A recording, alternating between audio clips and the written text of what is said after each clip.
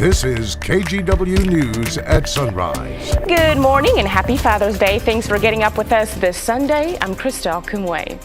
This morning on Sunrise, a fiery boat rescue off the Oregon coast. What we've learned and how the person on board made it out safely. Plus, a local veteran starts a nonprofit and goes to Ukraine to help people impacted by war.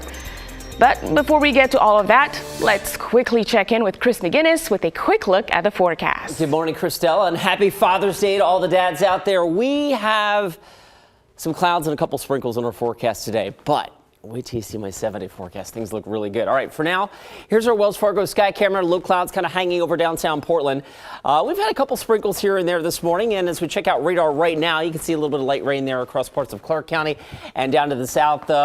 The yellow area is indicating some pockets of maybe slightly heavier rain at this moment down towards McMinnville and Salem, so eastern Yamhill and a good chunk of Marion County right now getting kind of wet. In fact, as we put this into motion over the last 3 hours, you can see that a lot of these shower bands have been focused to the south of Portland.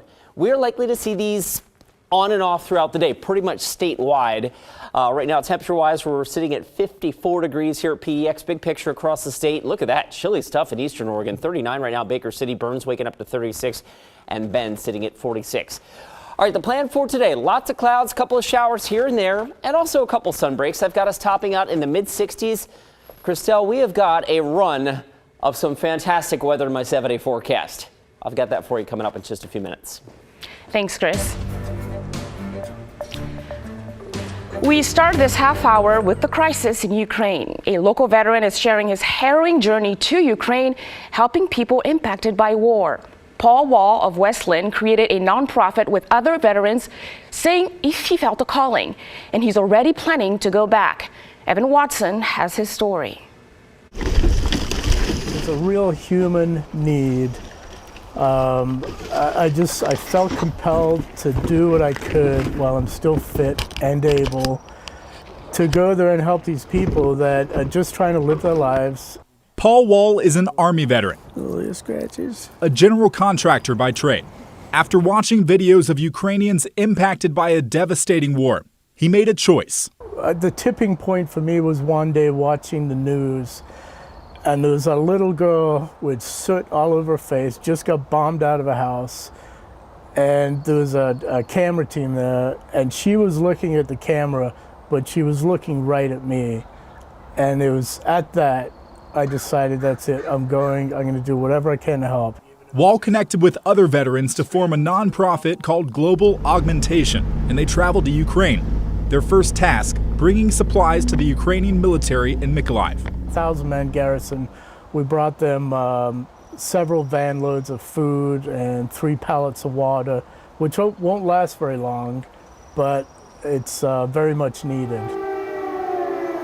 He describes seeing parts of the country ravaged by war, Okay, a helicopter crashed. including mass graves and bombed homes, schools, and hospitals. Buildings are on fire, buildings are smoking, buildings are caved in. It's total devastation. His group then switched from moving supplies to moving people, evacuating anyone who wanted to leave areas that were being shelled. We would drive in under artillery fire, load the people up as quick as we could, and then leave under artillery and mortar fire. So when I see them, I'm going to pull up the... This is Kevin, the combat medic. It's getting close. Use my limited Ukrainian to tell them ready now. The shells will start coming in Okay. here. Wait for this one to land. All right. Run! And Kevin's going to run over the building here and let the people know that we're here and get ready. 4 or 5 day mission, we got 183 people out that wanted to leave. Destination unknown for those people. I have no idea. They would have a bag, and that would be their whole life in that. Wall says his group is now collecting things that Ukrainians asked for, including first aid kits and EOD suits to defuse dud bombs. He remembers reactions after delivering food and water. They're very grateful. They're really happy. They can't always explain it. Other than just, they'll like do a fist to the heart and Slava Ukraine. Wall says he recognizes that the public focus on the war in Ukraine among Americans seems to have faded. On the one hand, it's kind of sad. It's to be expected. You know, stories come and go and they fade away. I'm going to keep it fresh in my mind, and I'm gearing up to go back. But he says donations to vetted groups or even much-needed medical volunteers can go a long way. Anyone can help, whether it's staying stateside and donating some money or volunteering your time. Evan Watson, reporting for KGW News. One person is dead, shot after a chase involving Clackamas deputies and state troopers early Saturday morning. The Clackamas County Sheriff's Office says deputies and troopers tried to pull a car over, but the driver refused. A chase ended just before 1 a.m. near Southeast Railroad Avenue and Wood in Milwaukee. Police are not saying what happened after that, except the suspect was shot and killed. The Clackamas County District Attorney's Office and Major Crimes Team are investigating. We'll keep you posted once we learn more.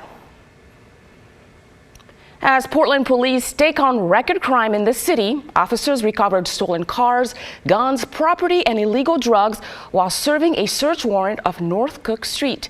The investigation came together with information from detectives, specialty units, and postal inspector. During the search, they found lots of suspected stolen items, including assault rifles, computers, a USPS jacket, stolen Social Security cards, and passports. 3 stolen cars were also recovered, and police think they found meth and fentanyl. Instructions on how to make fake IDs and washed checks were also taken. Now, talk about a scary video. The Coast Guard responded Saturday morning to this large fishing vessel on fire off Manzanita Beach. Guardsmen responded to a distress call. They found the ship fully engulfed in flames. The one person who was on board was already rescued by a Good Samaritan. They joined the Coast Guard crew and were taken to shore without any big injuries. The captain was very, very lucky that there was another boat on scene to assist him. Otherwise, he would have been in a lot of trouble very quickly. More than likely, if that other boat hadn't have been there, he would have been forced to enter the water and wait for us. Guardsmen stayed near the burning vessel to keep a 1,000-yard safety zone around it.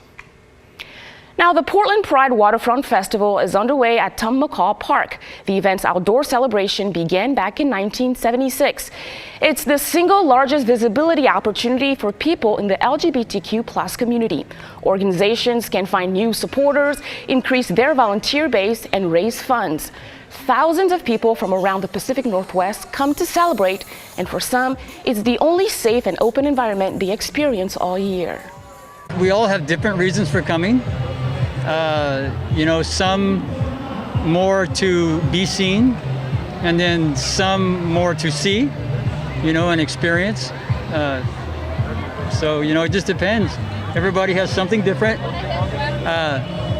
I'd say it's worth your time, an effort to come down, because it looks like it's going to be fun. The event continues today from noon till 6, and we'll need to show proof of vaccination in order to get inside. And here's a heads up if you're going out to today's parade. The parade route is a little different than before the pandemic.